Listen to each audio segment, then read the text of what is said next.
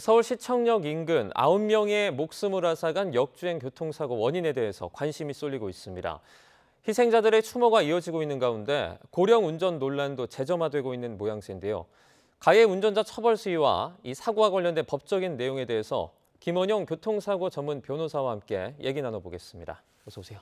네, 안녕하세요. 김원용 변호사입니다. 너무나도 익숙한 장소죠. 이 시청역 인근의 역주행 사고로 9명이 숨졌습니다. 현재 가해 운전자는 급발진을 주장을 하고 있는데요. 먼저 이 사고 어떻게 보셨습니까? 예, 우선 이 사건 사고로 희생되신 분들의 명복을 빌겠습니다. 이 사건 사고가 급발진 여부는 아직 단정하기는 이르고 그 사고 현장에 있었던 다른 차량들의 주변 차량들의 블랙박스 그리고 방범용 CCTV 결정적으로는 이 사건 그 가해 차량의 EDR 분석 등이 선행되어야 할 것 같습니다. 네. 지금 급발진 여부를 일단 조사를 해야 될 텐데 지금 남아있는 절차는 어떻게 진행됩니까? 우선 사고 차량에 대해서 경찰에서 블랙박스를 있었을 것으로 보이고 그리고 EDR에 관련해서는 국가수에서 분석 작업을 들어갈 것입니다. 그래서 사고 당시에 그 어떤 조작을 하였는지 여부에 대해서 판가름하게 될 것 같고요. 그리고 차량의 진행 모습이나 이런 것들에 대해서도 그리고 또 목격자 진술에 대해서도 종합적으로 조사를 할 것 같습니다. 네. 지금 블랙박스를 일단 입수해서 조사를 한다고 말씀해 주셨는데 사고 당시에 블랙박스에서 어떤 음성들이 들렸느냐만 조금 따져봐도 그 상황을 조금 정황을 추측할 수 있지 않습니까? 네, 그렇습니다. 그 부분이 현재 드러나지는 않았는데 기존의 급발진을 주장하는 사건, 사고를 보면 어떻게 이렇게 당황한 얘기를 계속한다든지 아니면 일부 뭐 종교적인 기도를 한다든지 정말 자기는 끝났다 생각을 해서 아니면 당황한 음성들이 많이 나오는데 이 사건 블랙박스에는 어떤 음성이 녹음되어 있을지 그것이 저도 개인적으로 궁금하기도 합니다. 교통사고 후에 이렇게 급발진을 주장하는 사례가 상당히 많이 있지 않습니까? 예, 맞습니다. 네. 예. 그런 사례와 좀 비교를 했을 때 지금 변호사님이 보셨을 때 급발진과 좀 어느 정도 연관성이 있다고 보여지시나요? 우선 급발진이라는 것이 차량의 전기 신호가 이상해져서 그 과도하게 연료가 분사되고 통제 불능의 상태에 빠지게 되는 것을 얘기하는데요. 기존의 급발진 상황들의 블랙박스를 보면 후행 차량의 블랙박스를 보면 브레이크 등이 점등된 상황인 것들이 많습니다. 근데 이 사건에 관련해서 초기에 보도가 나왔지만 현장에 있었던 분들이 이 사건 사고 차량이 나중에 브레이크 등이 점등되면서 스무스하게 정차를 했다. 이런 얘기를 하고 있는데 이런 점들이 기존의 다른 급발진 의심 사례와 크게 구별되는 점인 것 같습니다. 기존 사례 같은 경우에는 그러면 처음부터 그 브레이크 등에 불이 들어와 있고 차가 멈추지 않고 이런 상황이 이어지나요? 그런 영상들도 많습니다. 네, 알겠습니다. 지금 급발진 여부를 저희가 일단 지켜봐야 될 텐데 이것 자체, 그러니까 여부를 가리는 것 자체가 쉽지는 않다고요? 그렇습니다. 가장 수사에서 중요한 부분은 EDR 데이터에 대한 검증인데요. 기존의 급발진을 주장하던 분들도 EDR 데이터를 보면 사고 당시에 악셀라이터를 가속하고 있어서 스로틀 밸브가 개봉돼서 연료가 과도하게 분사되었던 사정 그리고 브레이크는 밟지 않았던 것들이 데이터로 드러나서 전부 다 이제 그 귀책이 있다는 결론들이 많이 나왔는데요. 가장 중요한 것은 EDR 분석인 것 같습니다. 지금 뉴스를 통해서 EDR 분석을 보면 된다라는 기사가 쏟아져 나오는데 이 EDR 분석이 어떤 건지 조금만 더 설명을 해주시죠.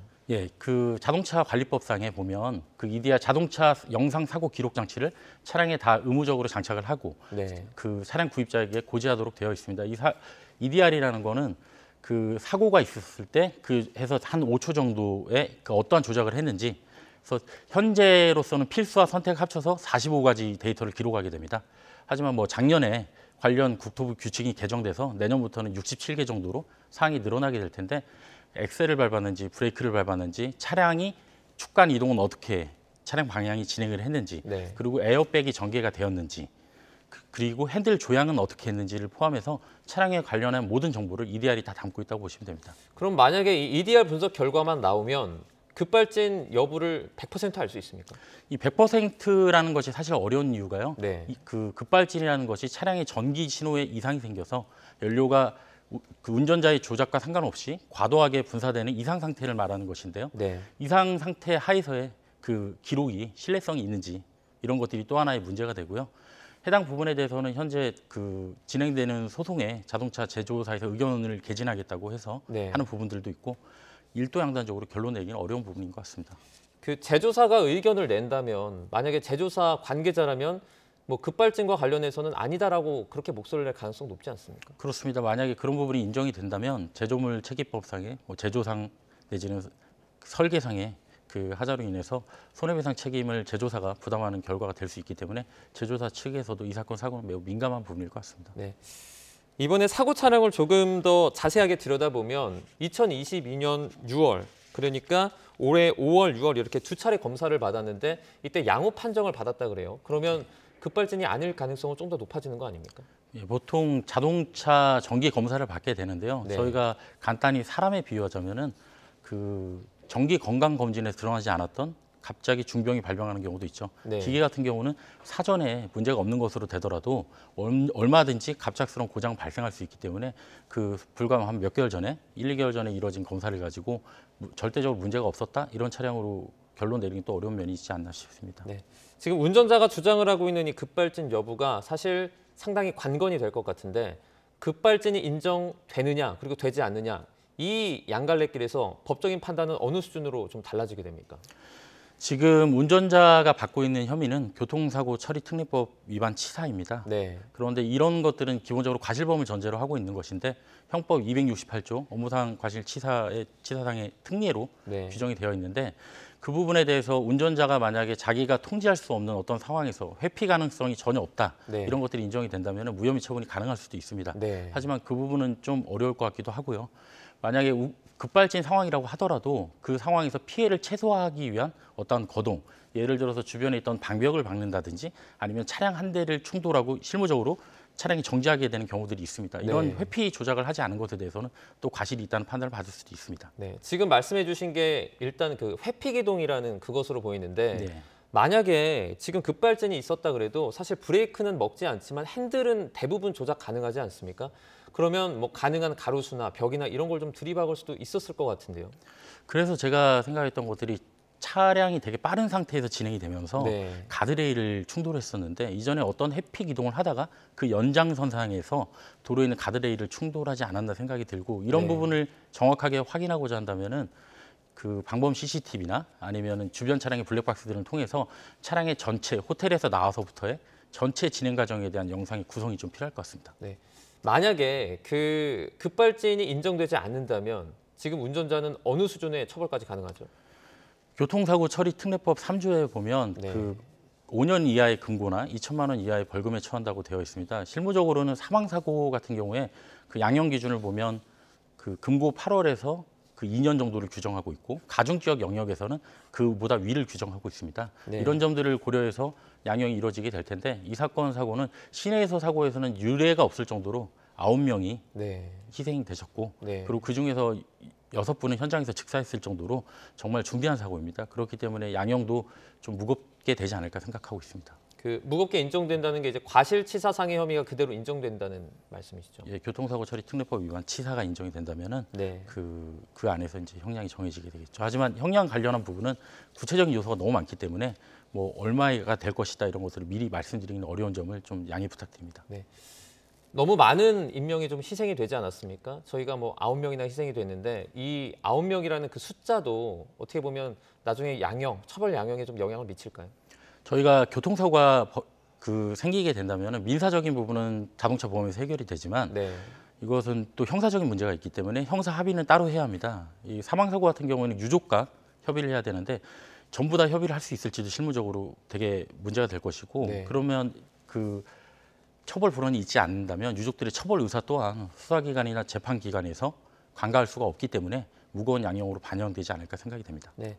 뭐 아직까지 또 이런 부분을 또 입에 담는 게 조금 조심스럽긴 한데 아무래도 피해자가 발생했기 때문에 피해자 보상 문제도 저희가 좀 논의를 해봐야 될 것 같아요.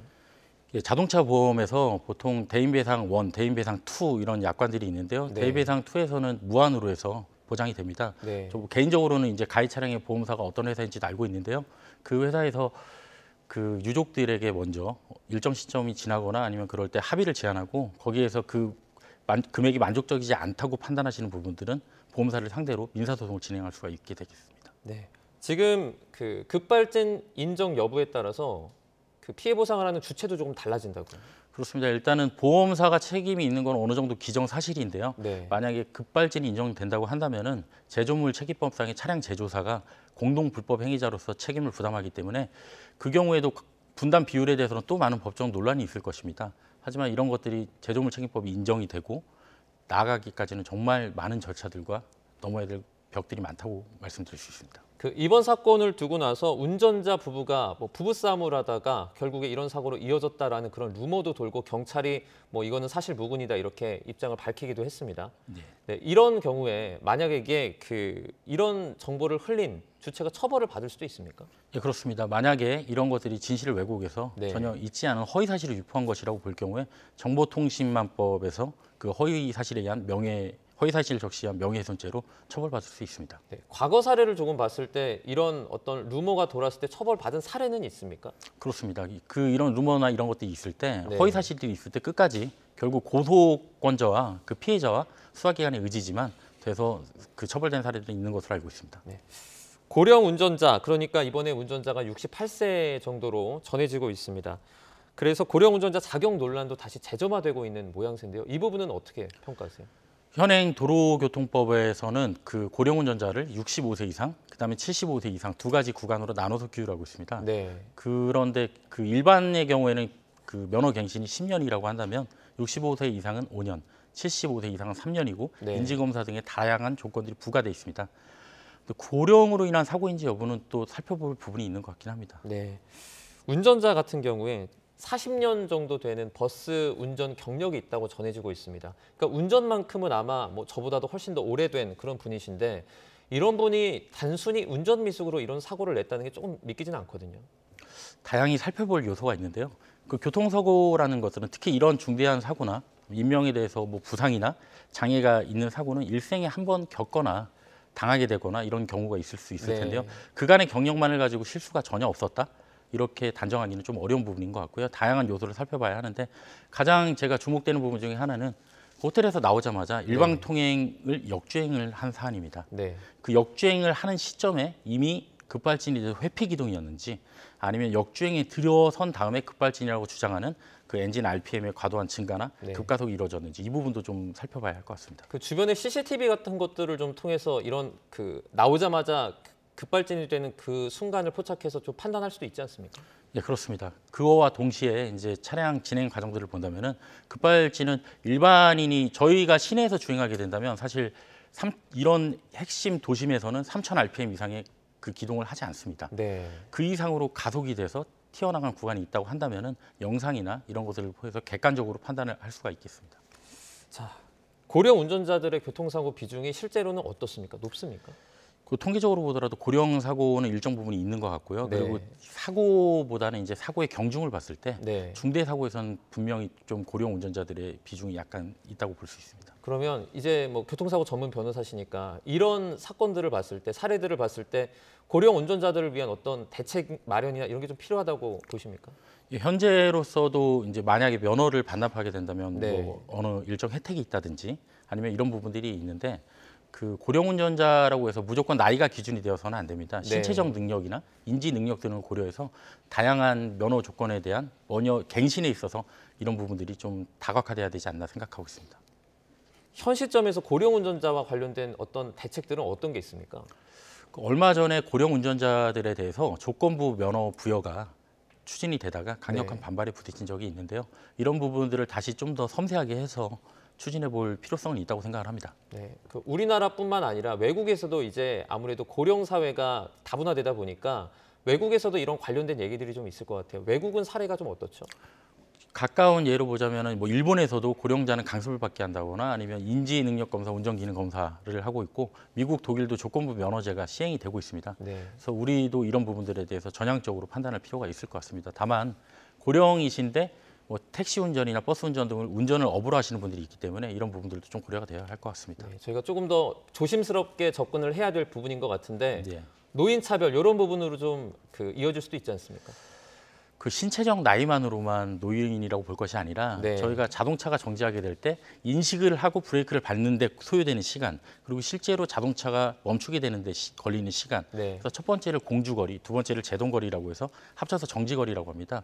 하지만 노인분들이 인지 능력이 떨어지게 되면 이 공주거리가 증가하게 돼서 네. 그 돌발 상황에 대한 회피 능력이 떨어진다든지 그렇게 되는 것입니다. 이런 부분을 면허 갱신할 때 검사를 하는 요인들을 좀 추가를 하게 된다면은 그런 논란도 좀 돌파할 수 있지 않을까 싶습니다. 네. 이번에 발생한 서울시청역 인근 사고 9명의 목숨을 앗아간 안타까운 사고 관련해서 저희가 김원영 교통사고 전문 변호사와 함께 얘기 나눠봤습니다. 고맙습니다.